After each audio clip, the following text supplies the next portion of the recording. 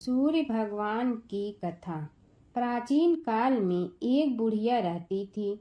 वह नियमित रूप से रविवार का व्रत करती। रविवार के दिन सूर्योदय से पहले उठकर बुढ़िया स्नान आदि से निवृत्त होकर आंगन को गोबर से लीपकर स्वच्छ करती। उसके बाद सूर्य भगवान की पूजा करती और रविवार व्रत कथा सुनकर सूर्य भगवान का भोग लगाकर दिन में एक समय भोजन करती। सूर्य भगवान की अनुकंपा से बुढ़िया को किसी प्रकार की चिंता एवं कष्ट नहीं था। धीरे धीरे उसका घर धन धान से भर गया। उस बुढ़िया को सुखी होते देख उसकी पड़ोसन उससे जलने लगी। बुढ़िया ने कोई गाय नहीं पाल रखी थी, अतः वह अपनी पड़ोसन के आंगन में बंधी गाय का गोबर लाती थी। पड़ोसन ने कुछ सोचकर अपनी गाय को घर के भीतर बांध दिया। रविवार को गोबर न मिलने से बुढ़िया अपना आंगन नहीं लीप सकी।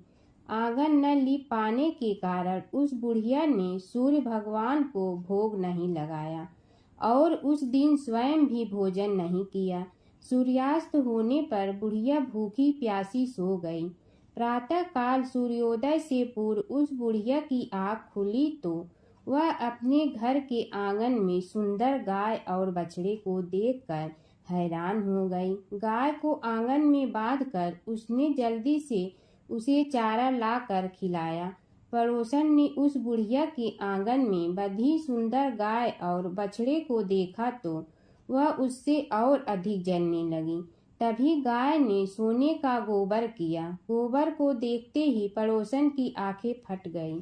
पड़ोसन ने उस बुढ़िया को आसपास न पाकर तुरंत उस गोबर को उठाया और अपने घर ले गई तथा अपनी गाय का गोबर वहां रख आई।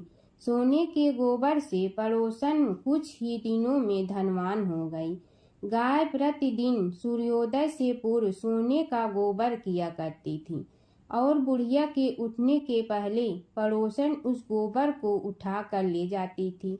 बहुत दिनों तक बुढ़िया को सोने के गोबर के बारे में कुछ पता ही नहीं चला।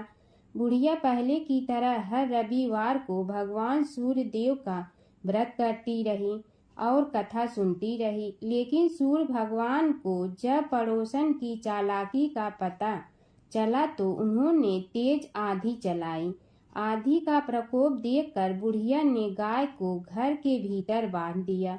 सुबह उठकर बुढ़िया ने सोने का गोबर देखा। उसे बहुत आश्चर्य हुआ। उस दिन के बाद बुढ़िया गाय को घर के भीतर बांधने लगी। सोने के गोबर से बुढ़िया कुछ ही दिन में बहुत धनी हो गई। उस बुढ़िया के धनी होने से पड़ोसन बुरी तरह जल भुन कर राख हो गई और उसने अपने पति को समझा बुझाकर उसे नगर के राजा के पास भेज दिया। सुंदर गाय को देखकर राजा बहुत खुश हुआ।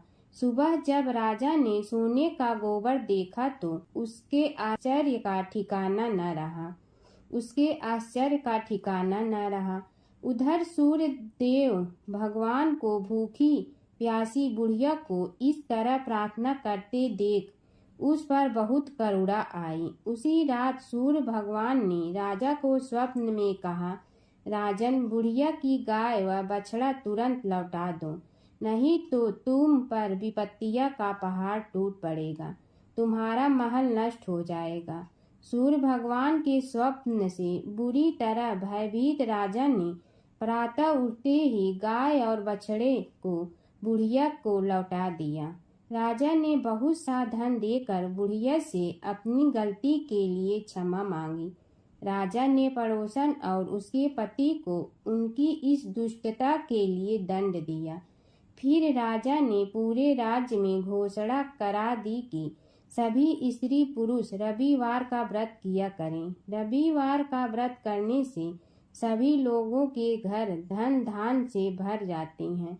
राज्य में चारों ओर खुशहाली छा गई। स्त्री पुरुष सुखी जीवन यापन करने लगे तथा सभी लोगों के शारीरिक कष्ट भी दूर हो गए। सूर्य भगवान की कथा। सूर्य और चंद्र इस पृथ्वी के सबसे साक्षात देवता हैं। जो हमें प्रत्यक्ष उनके सर्वोच्च दिव्य स्वरूप में दिखाई देते हैं। वेदों में सूर्य को जगत की आत्मा कहा गया है। समस्त चराचर जगत की आत्मा सूर्य ही है। सूर्य से ही इस पृथ्वी पर जीवन है। वैदिक काल से ही भारत में सूर्योपासना का प्रचलन चला आ रहा है। वेदों की ऋचाओं में अनेक स्थानों पर सूर्य देव की स्तुति की गई है।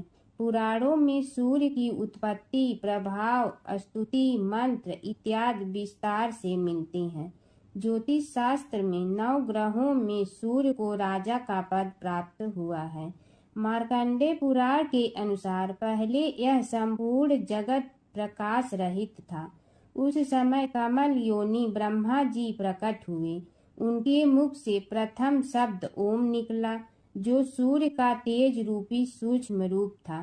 तत्पश्चात ब्रह्मा जी के 4 मुखों से 4 वेद प्रकट हुए, जो ओम के तेज में एकाकार हो गए। यह वैदिक तेज ही आदित्य है, जो विश्व का अविनाशी कारण है। ये वेद स्वरूप सूर्य ही सृष्टि की उत्पत्ति, पालन व संहार के कारण है। ब्रह्मा जी की प्रार्थना पर सूर्य ने अपने महातेज को समेटकर स्वल्प तेज को ही धारण किया। सृष्टि रचना के समय ब्रह्मा जी के पुत्र मरीचि हुए, जिनके पुत्र ऋषि कश्यप का विवाह आदिति से हुआ। आदिति ने घोर तप भगवान सूर्य को प्रसन्न किया, जिन्होंने उसकी इच्छा पूर्ति के लिए सुषुम्ना नाम की किरण से उसके गर्भ में प्रवेश किया। गर्भावस्था में भी अदिति चंद्रायण जैसे कठिन व्रतों का पालन करती थी।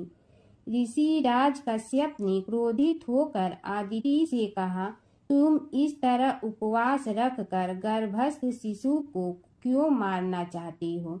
यह सुनकर देवी आदिति ने गर्भ के बालक को उदर से बाहर कर दिया, जो अपने अत्यंत दिव्य तेज से प्रज्वलित हो रहा था। भगवान सूर्य शिशु रूप में उस गर्भ से प्रकट हुए। आदिति को मारीच अंडम कहा जाने का कारण यह बालक मार्तंड नाम से प्रसिद्ध हुआ। ब्रह्मा पुराण में अदिति के गर्भ से जन्मे सूर्य के अंश को विवस्वान कहा गया।